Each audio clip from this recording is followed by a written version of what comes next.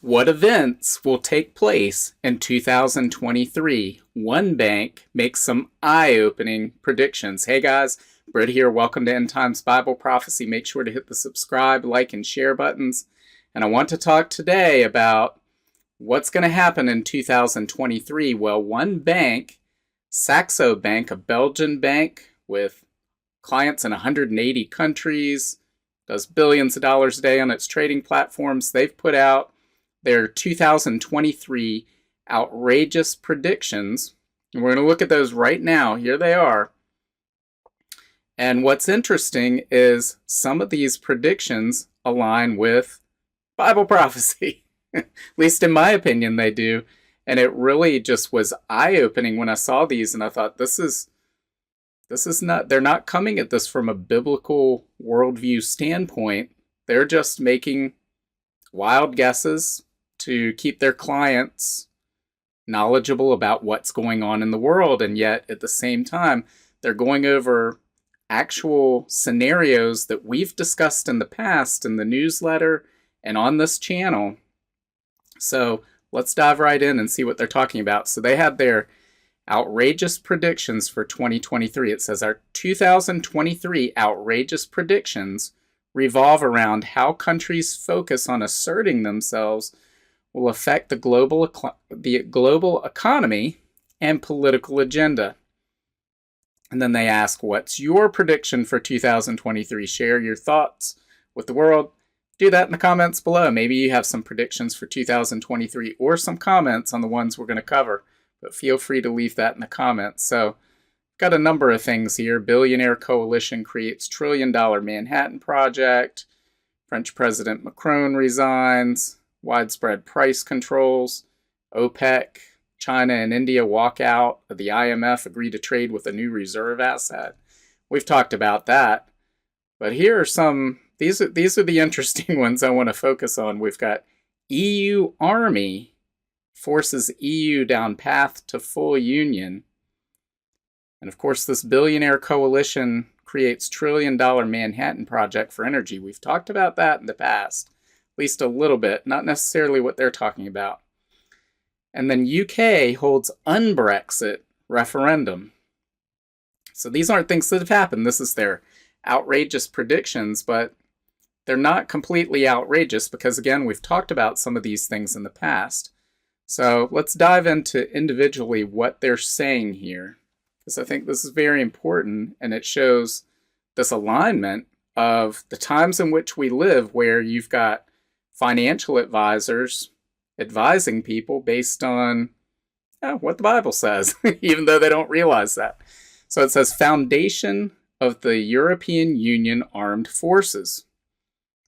They say any real economic and political union must rank national security as one of its highest priorities, particularly when war looms on that union's very borders. Since the end of World War II, Western Europe found itself under the comforting umbrella of the U.S. Armed Forces, both directly and via widespread participation in NATO. Since the end of the Cold War, national defense priorities faded further. They mostly only focused on the war on terror, a diffuse and immaterial threat in real terms, even if it loomed large in the public's imagination, while the active theaters of that war were far-flung, chiefly in Iraq and its environments, and in Afghanistan. But Russia's invasion of Ukraine brought the largest hot war to Europe since 1945. And in 2022, U.S. midterm elections saw a strong surge in the right populist Republican representation in Congress. I'm gonna have to say, no, it didn't. I wish I could say it had, but what, single-digit House seats were flipped? I wouldn't call that the strong surge of right populist Republican representation. But that's what they say here anyway. Then it says, in 2023, it becomes clearer than ever that Europe needs to get the Union's defensive posture in order, being less able to rely on the increasingly fickle U.S. political cycle and facing the risk that the U.S. will entirely withdraw its old commitment to Europe, perhaps after a Ukrainian-Russian armistice.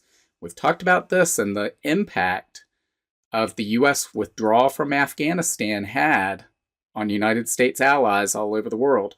Was Saudi Arabia thinking, well, are you going to live up to your commitments to defend us? So maybe we'll turn to China. Maybe we'll turn to Russia. Same thing's probably going to happen here with Europe, where they're thinking, not only are they awakened to the idea that they've been dependent on Russia for their energy needs, but they've also been awakened to the clear fact that they are dependent on the United States for their security needs. So how does that play out? It says in a dramatic move in 2023, all European Union members moved to establish the EU armed forces before 2028. Now, we're going to talk about that timetable as well, because I don't think it necessarily fits, but it says, with the aim of establishing a fully manned and deployable land, sea, air, and space-based operational forces to be funded with 10 trillion euros in spending, backloaded over 20 years, an EU rapid deployment capacity force is designated for readiness before 2025, with participation from over 20 EU member countries. To fund the new EU armed forces, EU bonds are issued to be funded based on keys of each member country's GDP. This drastically deepens the EU sovereign debt market, driving a strong recovery in the euro on a massive investment boost. Now, no doubt, the European Union is collectively the largest economy in the world and could fund such an endeavor. However, they need to solve this energy problem. We'll get to that later. But if they don't solve this energy problem, all bets are off. We're already seeing the deindustrialization of Europe. So if this doesn't happen quickly, I don't know that it's going to happen at all. But we've written about this in the past. So this is from the newsletter earlier this year, the May 2022 End Times Bible Prophecy newsletter. It was titled Russia, Ukraine, and the Rise of the European Union. So had a lot of stuff based on what was going on in the news that day, but I want to focus on what's toward the end of this article. Even in my own articles, the lead's buried at the bottom, right? So we've got this part, vassal states of Russia. It says, in a world governed through the use of force, many geopolitical experts say the reality is the European Union has become a collection of Russian satellite states. Despite all the grandstanding over Russian sanctions and threats of military force, the cold, harsh reality is Europe needs Russia's fossil fuels. And they're finding that out this week, guys, as the winter finally comes. Without Russian oil and natural gas, the lights go out. Industry comes to a screeching halt. Come winter, people will freeze. This means on the world stage, the European Union is in a position of weakness. They are beholden to Russia. They don't resemble anything close to a world superpower. Therefore, the conventional wisdom says Europe's power on the world stage is fading and will soon come to an end. But I would argue this is exactly the state the Bible says the final world empire will be in just prior to devouring the whole world. If the European Union is the world empire described in the book of Daniel, then its current weakness will soon transform into overwhelming strength. But how? We don't know for sure how this will happen, but we could be witnessing the seeds of this transformation right now. Ironically, the catalyst for change may very well be the state of weakness the EU finds itself in now. Its failure to speak with a single voice when it comes to dealing with the Russia-Ukraine conflict, and its reliance on the United States and NATO when it comes to defense, have led to calls for the creation of a new executive position to formulate a common EU foreign policy, and new calls for the creation of an EU army. In an opinion piece, the foreign ministries of Denmark, the Netherlands, and the Czech Republic called for Europe's foreign ministers to give the EU's new High Representative greater leeway to respond to rapid developments when core European values are at stake, and allow the EU to become more agile and proactive on foreign policy. So what happens next? look for EU advocates to push for greater unification, particularly in regard to a unified foreign policy backed with the threat of an EU military force. So guys, as far as 2023 outrageous predictions go, I don't think it's outrageous at all to think that the European Union would form its own army and look to itself for its defense and unify further. I think it makes total sense from the world standpoint, and it makes complete sense from a biblical worldview standpoint and what the Bible tells us is going to happen. So I don't think it's outrageous at all. But we have a second outrageous prediction from Saxo Bank. So outrageous prediction number 2, UK holds an un-Brexit referendum. Says the record brief tenure of UK Prime Minister Liz Truss in 2022 made the UK policy dilemma clear. Supply-side tax cuts and demand-boosting subsidies for energy are a toxic cocktail for a country's bond and currency markets when that country runs massive twin budget trade deficits. Taking over from the Truss-Kwarteng duo in 2022 was the Rishi Sunak-Jeremy Hunt duo, who will only deliver depressing fiscal austerity via tax hikes and spending cuts. Does it increase the sustainability of the UK debt trajectory? For a time, maybe, but it's just an alternative toxic cocktail to a crack-up inflationary reset that Truss-Kwarteng might have delivered had it been given the chance. And then it goes on to predict that Sunak-Hunt will lead to low approval rate, popularity ratings for the Tory party, and that there will be a move to have a second Brexit referendum based on the idea that over 80% of the 18 to 24-year-olds voted Remain 6 years ago versus nearly 2/3 of those aged 65 plus voting to leave. And then it says many of who have since passed away and very few of whom are still in the labor force. So, guys, the forces within the United Kingdom that want to become part of the EU, to be part of the EU, and those bureaucratic forces within the European Union, they have not given up. They have not given up on the UK, and that I don't think they will ever give up. So all it takes is one chance for them to get back in. Once they get back in, they'll probably shut the door to any chance of ever leaving again. That's my guess. But this is what we would expect to see if the European Union is the final global empire predicted in Daniel chapter 2. So let's again turn to the newsletter. This is from the March 2019 newsletter. It's titled Brexit and Daniel's Final Empire. And some of this is relevant to its time, so I'm going to skip over certain pieces.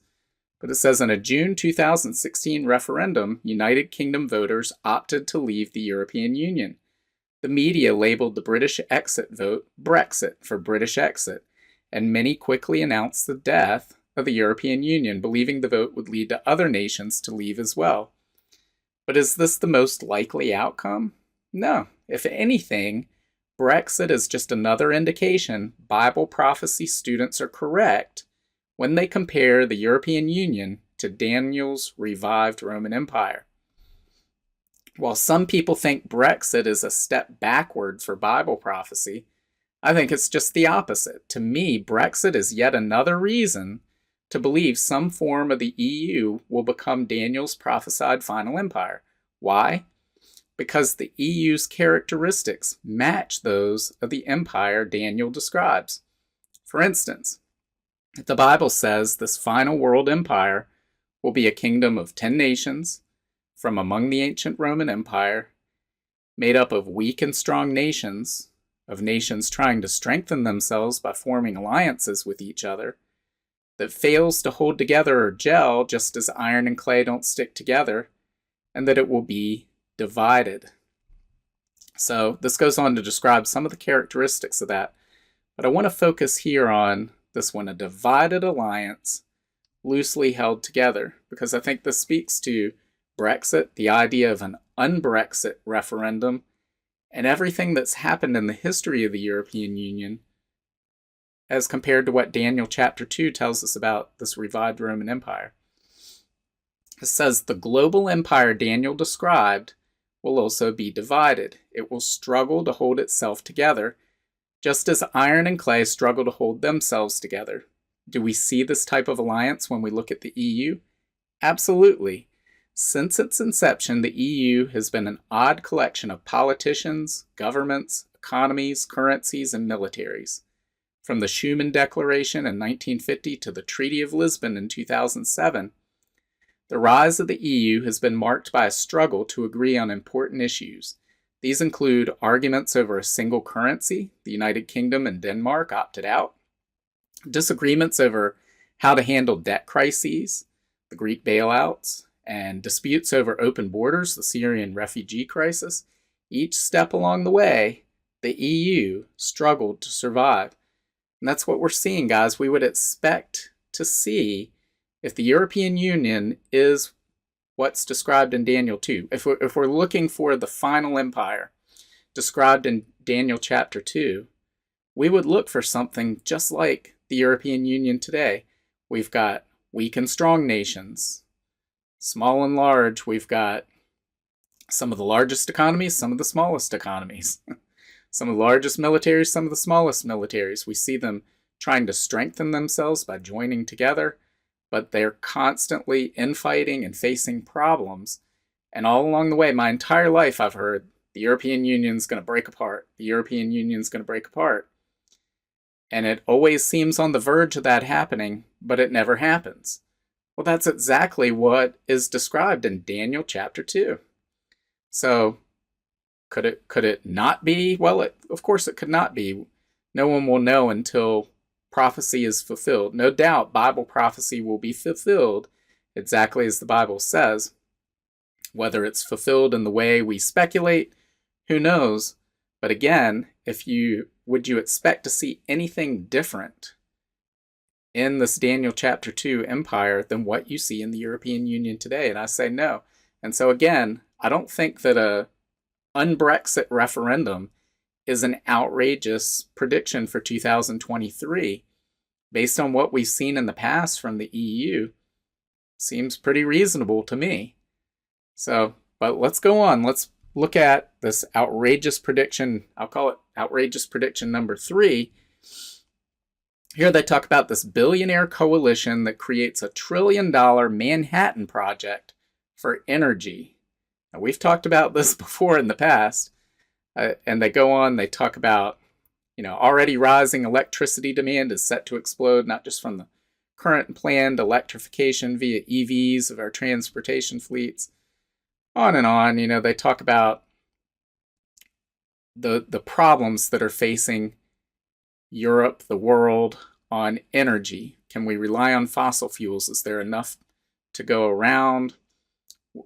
Wind and solar aren't reliable. There needs to be a Manhattan Project to create an endless supply of energy, or a seemingly endless supply of energy, for the world to build the backbone of the future off of. And so this goes on and talks about, the fund also dedicates a significant chunk of its investment budget to artificial intelligence, which has shown promise beyond prior expectations of what was possible in some areas of scientific research.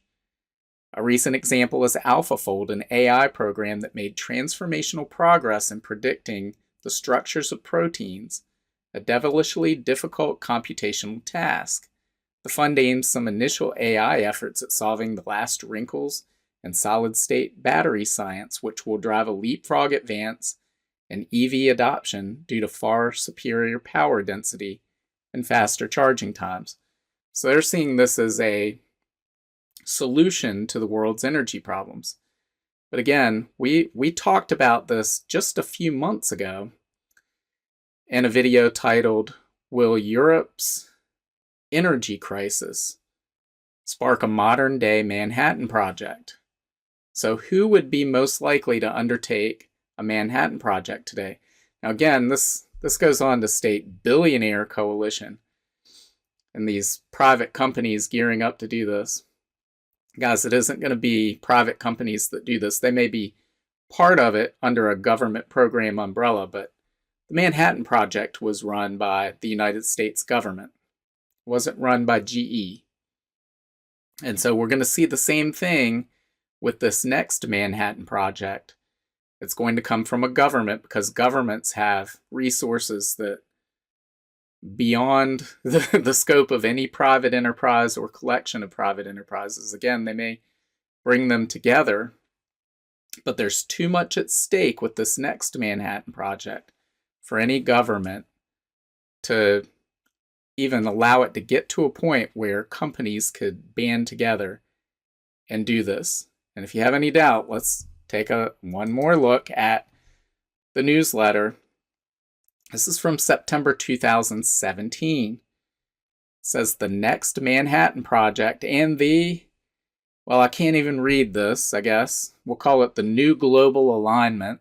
Because last week I used this phrase in a video I put out, and I got a YouTube label with Wikipedia saying it was a conspiracy theory. I don't know what's a conspiracy theory about, talking about, the United States losing its superpower status and other nations would come in to fill that vacuum. Well, what do you call that other than a new global alignment?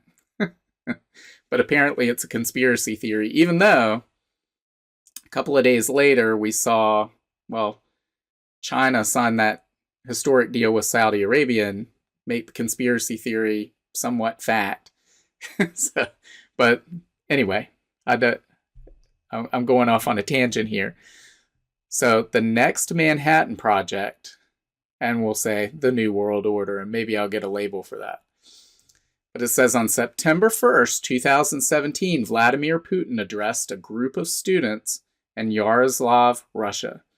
Speaking of the future, Putin said the development of artificial intelligence presents colossal opportunities and threats that are difficult to predict now.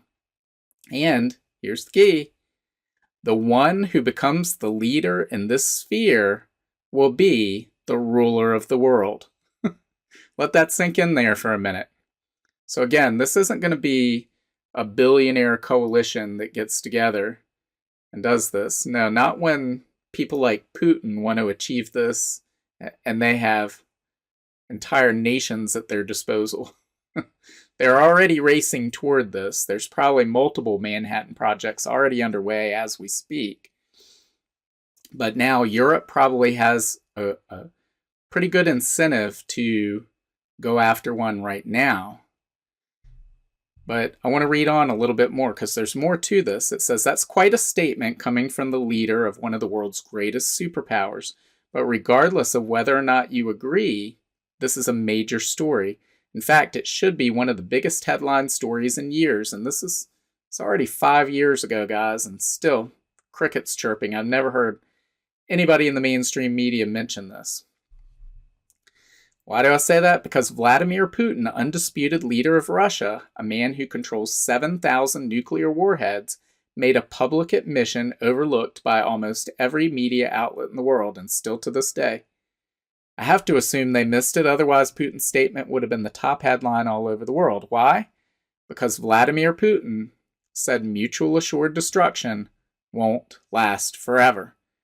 That's the context of what he says. If he's saying the leader in artificial intelligence will be ruler of the world, well, how is that possible in a world where Russia is armed with nuclear weapons, where the United States has enough nuclear weapons to destroy the whole earth, where China has hundreds of nuclear warheads, where so many nations have nuclear deterrence, unless what he's saying is artificial intelligence is going to enable mutual assured destruction to become obsolete. And that's exactly what he was saying. And that's exactly where this is headed. So we've talked about in the past, and again, you can go back and watch that video on, Europe's energy crisis spark a modern day Manhattan Project. What does all of this mean? Where is it headed? Well, Europe has a huge incentive to do that now. And if they do that, and I'll put a link to that video in the comments and pin it to the top. I'll also put it in the description. But you have to understand what all of this means.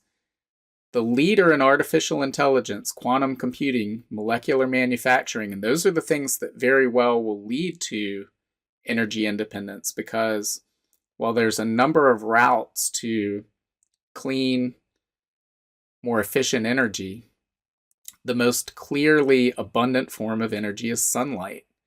If there's a way to efficiently capture sunlight and store that, which is essentially what this article was saying in Saxo Bank, then you've solved your energy problem. So Europe has a huge incentive to do that. But in the process of doing that and developing these technologies, mutual assured destruction becomes obsolete. And the leading nation has two choices at that point. They can allow another nation or nations to develop similar technologies and then spark an unstable arms race that destroys the whole planet, or they can use their advantage to conquer the entire world. And that's what Putin means when he says the one who becomes the leader in the sphere will be ruler of the world. And I find it a little more than interesting that the nation or group of nations right now that has the greatest incentive, an extra incentive to do that. I mean, ruling the world's a pretty big incentive for people like Vladimir Putin and Xi Jinping and a whole bunch of other world rulers. They'd like to do that. World leaders, they'd like to be world rulers. But now Europe, and we know the people of Europe, some of these EU nannycrats, oh, they'd love to rule the world. This is an added incentive.